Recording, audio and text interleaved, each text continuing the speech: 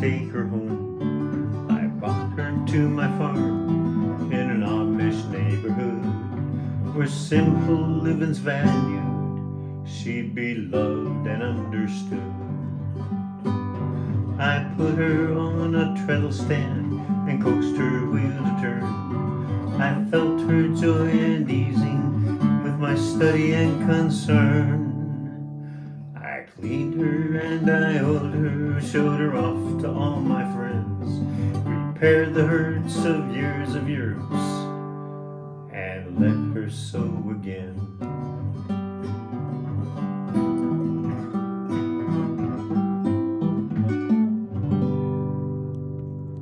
Okay, welcome back. It's actually been a while, and I did some reassembling without the camera on because sometimes you just have those moods, you know, where you don't feel like filming. And I had definitely one of those weeks, but coming out of it now. Let's see, what did I do? I just popped the tension back in. There's one more screw I need to place right here. I put my emblem back on. Now, I was not able to find rivets that would match this at this point. I'm still on a search, but you know, I've definitely had a lot of people give a lot of different advice. What I used is I have some tiny, tiny little screws that I got from a big kit on actually model train community building. And so they're tiny, tiny little screws, and I was able to just to get those in there. They have gold heads, and they're holding it on, and I think that that's going to be fine, you know. It just is what it is at this point. I got these two vertical shafts back in. The one that works the stitch regulator is back in. I can tell you on this one that has like a clamp type mechanism and there's a wick that goes on the top, I replaced that wick, you know, and oiled it and everything. But when you're doing it and you're putting it back in, the screw that's towards the back seemed to be the easier one to put on first for me. You know, I guess it's different for everyone, but that seemed like the easier one to put on for me first, and once that one was on, I was able to get the other one pretty quick. So I still don't have this plate on here. And on the bottom, I have this back together. Here's my cute little painted caps. Do you hear that? That's the cat outside wanting to come in. But everything is looking good down here. I know I will have to make some adjustments, fine-tuning adjustments for the feed dogs and such once I get them in. But you know, that is a last-minute kind of thing to do. At this point, I'm happy with what I have. So what I still need to do is get my motor put back on and get that finished wired, get my light on and wired, get my bobbin case and everything in and wired, get the whole front part in. So that is what I'm going to start working on today. I'm also working on some things out in my barn and some things in the house, so I'm just kind of like making a circuit here and there. So let me go ahead and get myself organized here for a minute. I think I'm going to go ahead and pop this on. Oh, and one thing, maybe you can help me. When I was taking it apart, this little piece popped out from this whole stitch length area. And I have not been able to figure out what this is. It's just a little small, thin looking piece. It's very slightly bent on the bottom. And I took apart my other machine in this area just to see, and I couldn't find one in there. So if you know what this is, please let me know and I'll put it in, okay? Until then, I'm just going to save it on a magnet over here so it does not get lost. Okay, so it does kind of stick to the magnet. It stands upright, which makes me think it's, I don't know what it's made out of, but anyhow, I'm just going to set this aside for right now so I don't lose it and move forward. Now put my little indicator plate back on my stitch length, and I want to show you what I did is I had some gold paint and I just kind of filled in those numbers with the gold paint. But you know, that's a very tiny little crease, so I had to get a little Q-tip with a little bit of lacquer thinner on it just to clean up around it. And then once I did that, I put a clear coat over it, so that'll hopefully protect that gold. So I'm just gonna pop it back on here. Oops, I need to take these screws out that I put on just for safekeeping. So I'm gonna put that back on and then we'll move on. Okay, so I'm gonna start working inside here, and as far as the tension, I watched a Bob Fowler video on putting the tension in, so follow his instructions, not mine. I'm just letting you know that following his instructions, I've put it in. And so what I'm working on right now is this little, stop it kitty, this little part that's gonna be able to push against the pin that's coming through to release tension when you lift up the lever. So if you don't see the little end of a pin peeking through right there, you might want to redo this before you get to this step. So here it is. It's this little U-shaped thing. I got a screw that goes in here, and it sits right down in here with the spring up against the edge of the inside plate. Okay, so now when I raise this lever, you can see over here, it's pushing out to release the tension. That's what I want. So I'm going to coil that good and start working on the presser bar. So I mentioned before that when I was cleaning off up here, I used a tiny bit of lacquer thinner, just a tiny, tiny, really quick bit, because it will wipe your paint off, so be very careful with that. But what I wanted to tell you is I also took some on a Q-tip and ran it around the insides of the little holes where I'm going to be putting my needle bar and my presser foot, so everything will move in easily. And I'm just testing, and the threads are good on this. So that is good. Oops, timer, I need to run out to the barn again. I will be right back and set this in. Okay, back from the barn, and I got to looking at this, and actually I need to put my needle bar in before my presser bar. So I'm just gonna set all that stuff aside for a minute, get my needle bar parts out over here, and begin working on it. Alrighty. See if I can do, I remember I pulled this whole thing out in one shot, and so after cleaning it, it's reassembled in one shot. Holding it upside down, that's why it wasn't making sense. So, because I needed to make sure that this thread lifting part is up here on the side. So it should set in this way here, which is good. All right, let me go ahead and get the bolt that's gonna reattach this over here and get that set in. Okay, so this is what goes in there, just flat on top and presses in. I'm gonna put a little oil on that really quick before I slide it in there. Now there's a flat part right here, you can see, and from the outside there's a hole that this little screw is gonna go into. Okay, that's going to come up against that flat part. So I'm just going to go ahead and make sure that that flat part is pointed towards that screw hole. Looks pretty good that way. And get this set in. Okay, so I'm just going to hold this down here and see, and it looks like everything's doing well. So this part here is where the needle bar clamp is going to start living, which is right here. It's got the timing marks on it, and this is the screw that's going to come up through this hole in the back that you can kind of see right here. Okay, so I'm going to have to put that up through the back to the back of, get down here, this clamp here. There's a hole in the back that this goes into. Okay, so you won't be able to see all that because it's at a really funky angle. But I'm going to get it set right there for one sec. Okay, so now I'm going to set this little bit. See, it's got a slit, so it's kind of expandable. That slides over the top of this post. And this top of this is the gauge to mark up on these timing marks.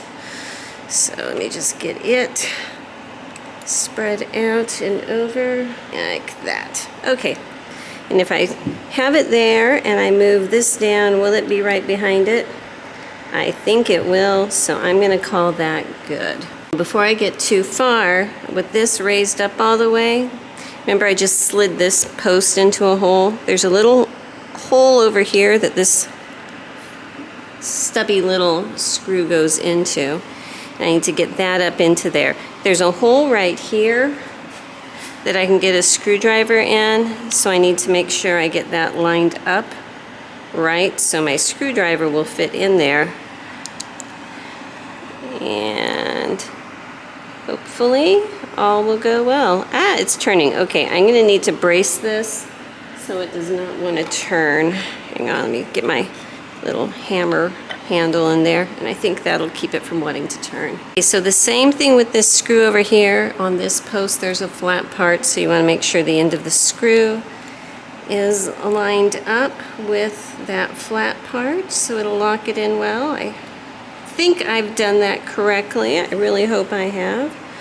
Okay, so now I'm going to slide my needle bar down. Oops. This back in here through this guide and through this little cylinder here. Okay.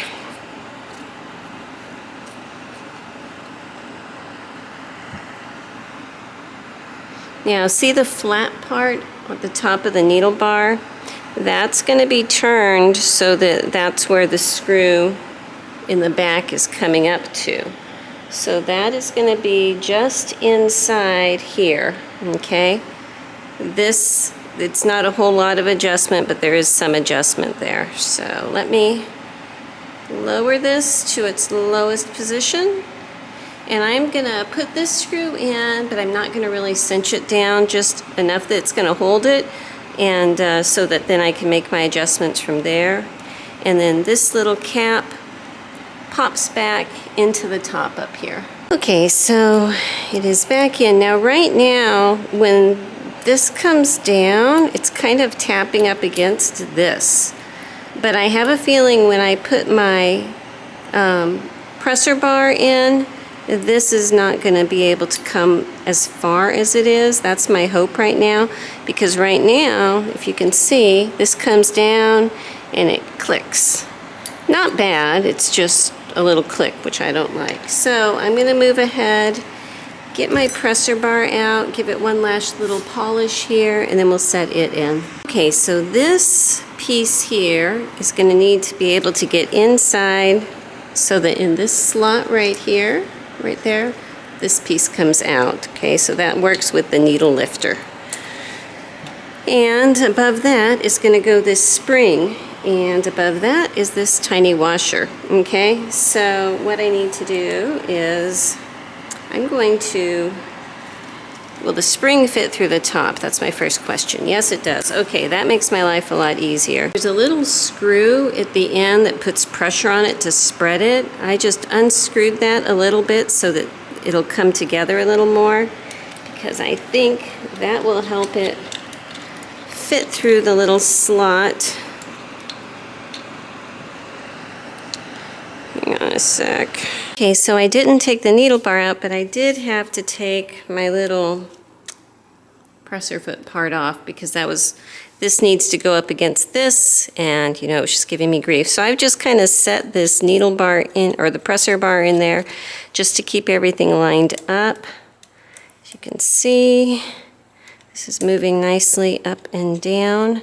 So now, while it's just kind of setting there, I'm going to go ahead and put this back into place, like so. So the arm, this part here is going to go up against the underside of this block, and that's what's going to keep it from knocking against the needle bar clamp.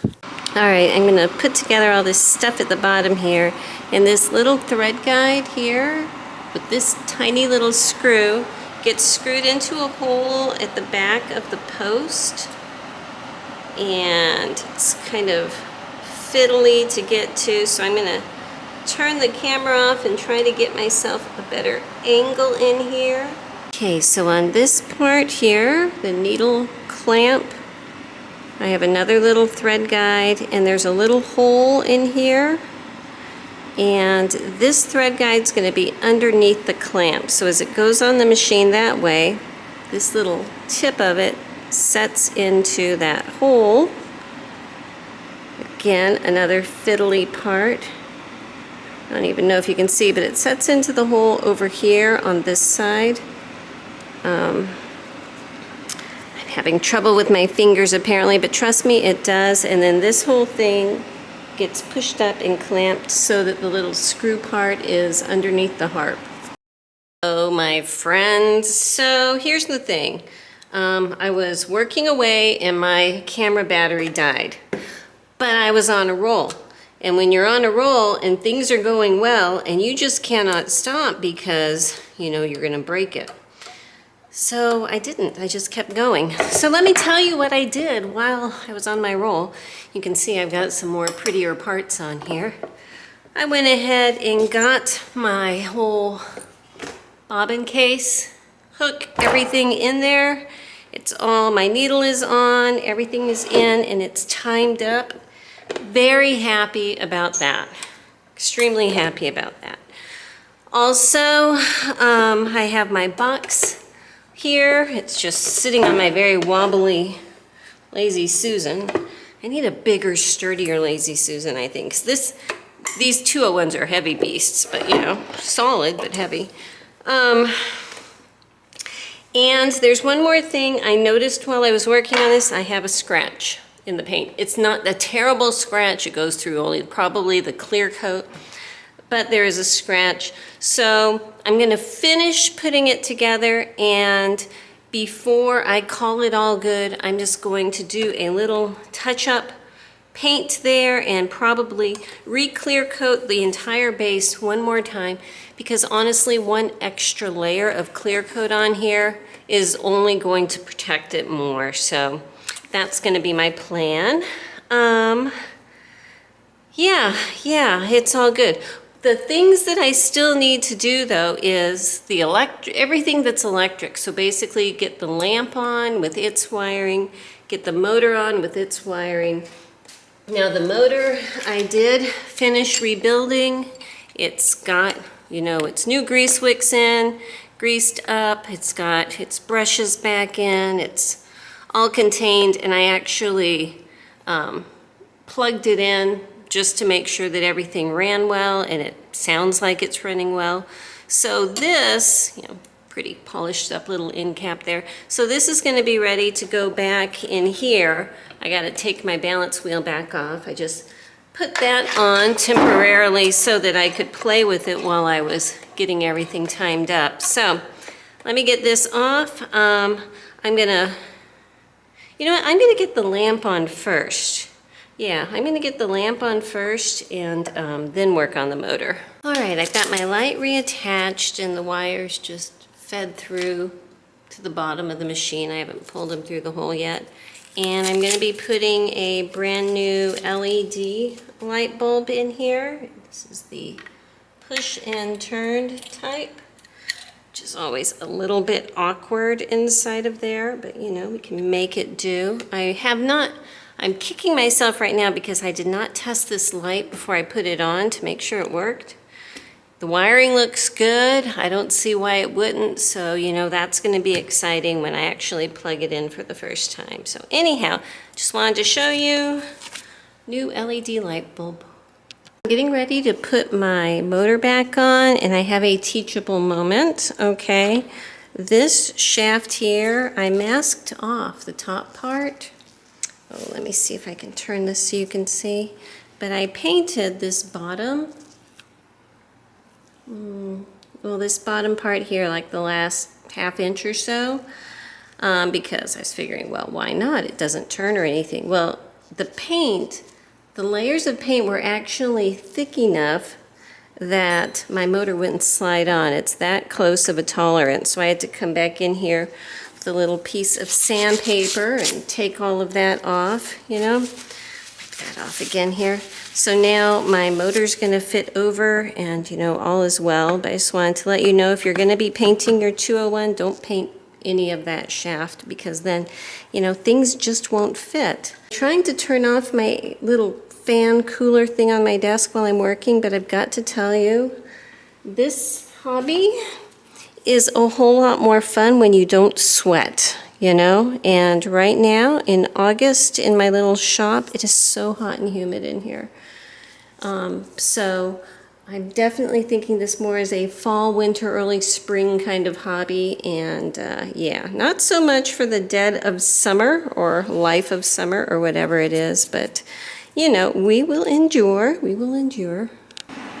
So I'm using this screwdriver a lot just because it's magnetized, so it'll hold on. And then usually I cinch them up with another screwdriver. I got one of these deals, but honestly, these, it seems kind of hard to work with, but I will try to use it a little more often, I think.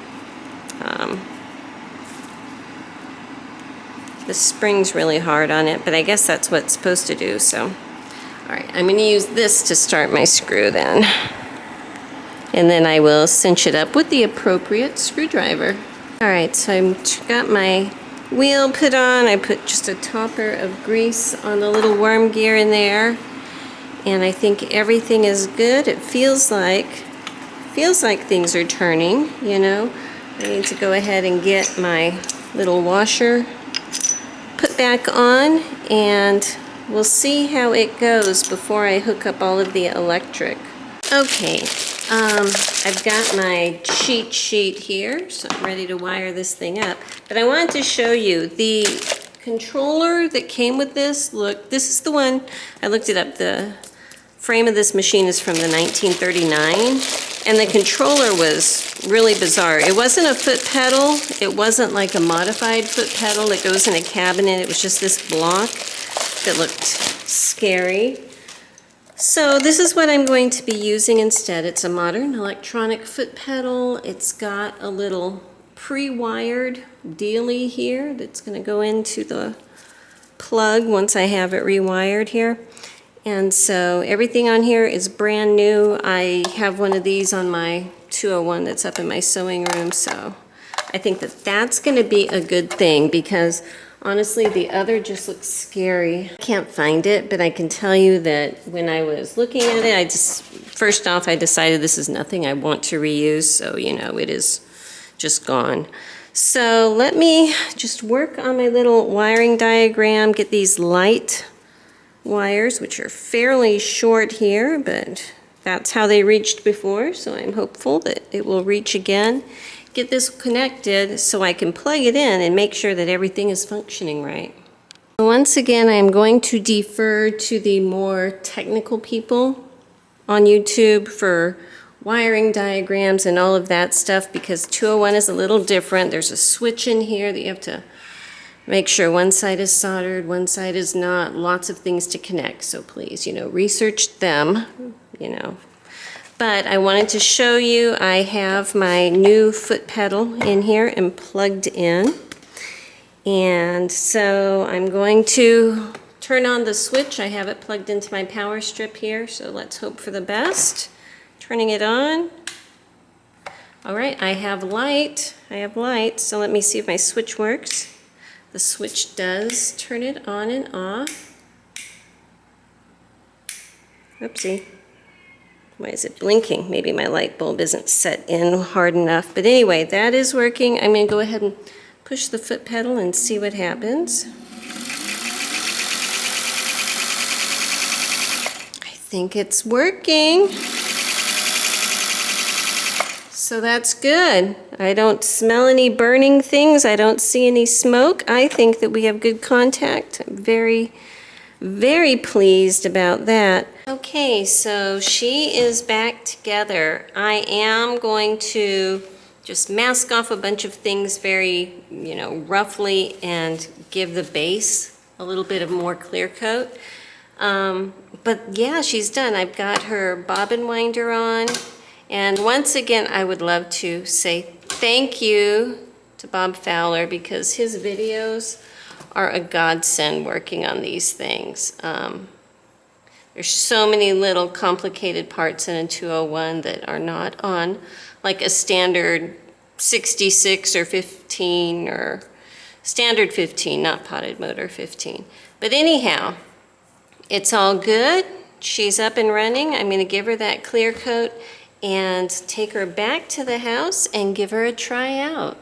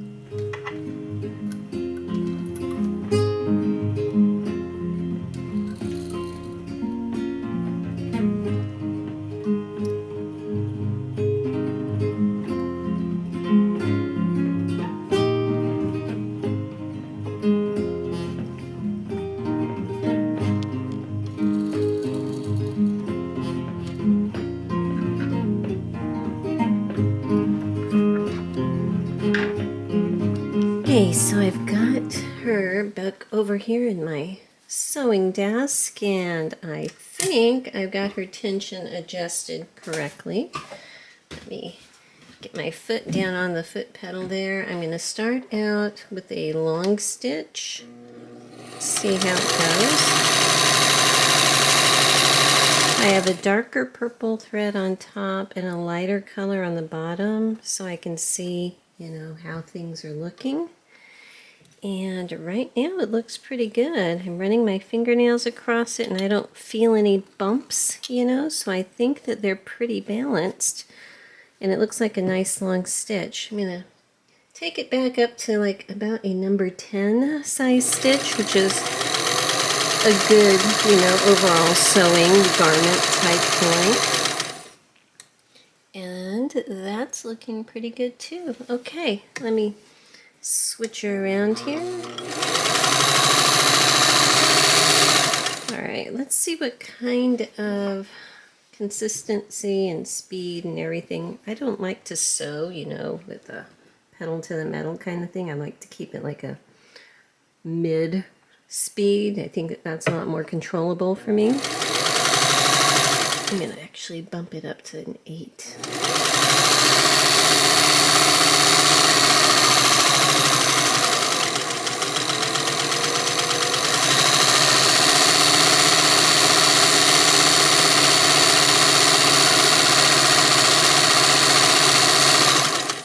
Okay, let me do a reverse.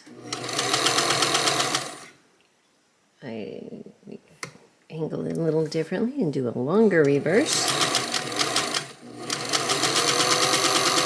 So that's the longest reverse stitch. I'm going to go back forward for a bit and forward longer.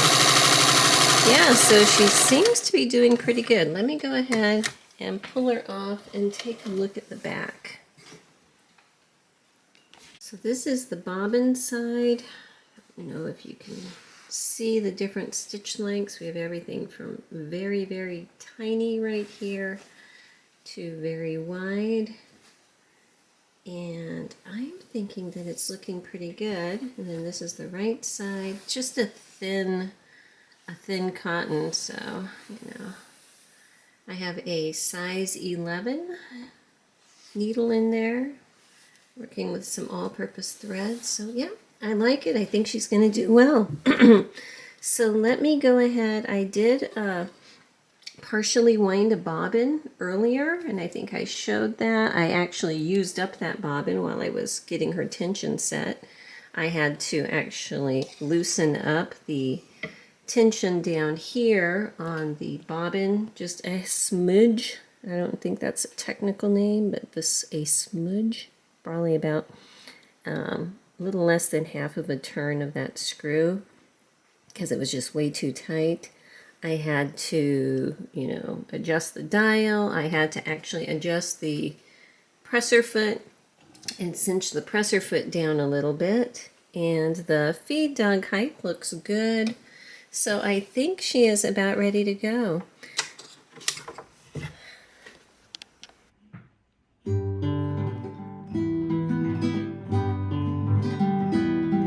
I found an antique sewing machine, forgotten and alone. I touched her rusty wheels and knew I'd take her home. I brought her to my farm in an Amish neighborhood where simple living's valued. She'd be loved and understood. I put her on a treadle stand and coaxed her wheel to turn. I felt her joy and easing with my study and concern.